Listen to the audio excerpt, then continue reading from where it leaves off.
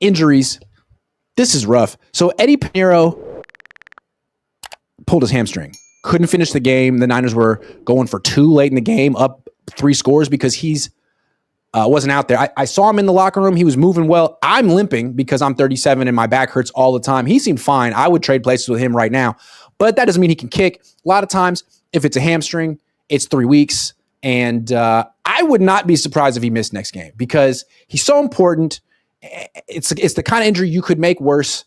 And kicking is such an aggressive motion. You got that big step. You got that big, wind up, and then a very explosive movement. I would imagine if he's not 100% healthy, he can make it worse. So I'm guessing he will not play next week against the Panthers.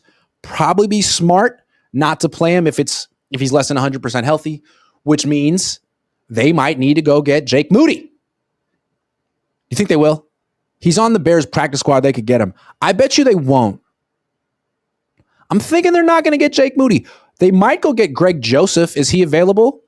And if they did, wouldn't it be funny? Because they had Greg Joseph in the offseason to compete with Jake Moody. It wasn't a real competition, though. It was like a faux competition. It was really just so the Niners could say that they didn't just give Jake Moody the job, but they made him compete for it. And he lost the competition.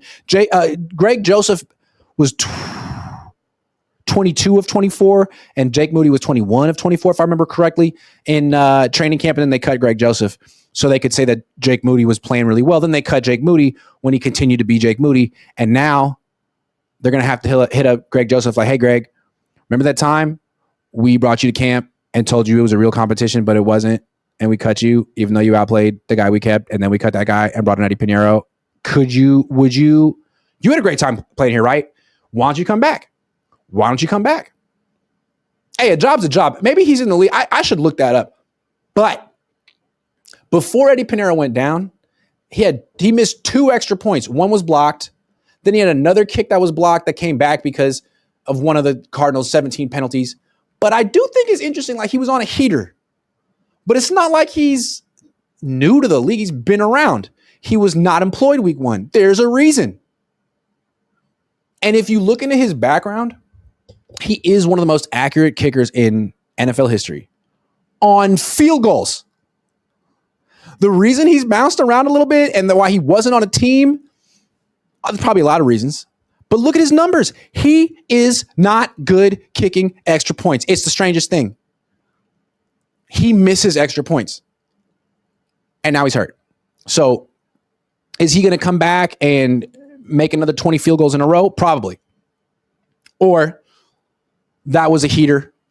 It was temporary, and he's going to go back to being the Eddy Pineiro that he's always been. That's not great. Also want to say that when Mac Jones was a quarterback, Eddy Pineiro couldn't miss, but now Brock Purdy comes back and he misses. Maybe Eddy Pineiro secretly is a huge Mac Jones fan, and seeing how the 49ers cruelly discarded Jones made Eddie upset, and maybe he was emotional and maybe cried. I did. So I just want to throw that out there. Maybe Brock Purdy, he had an impact, on Sky Moore, but maybe he had a negative impact on Eddy Pineiro. Anyway, Eddie's hurt now. Greg Joseph's coming in. Maybe Greg will be inspired by Brock Purdy's manner in the huddle, although he's never been in the huddle with Brock.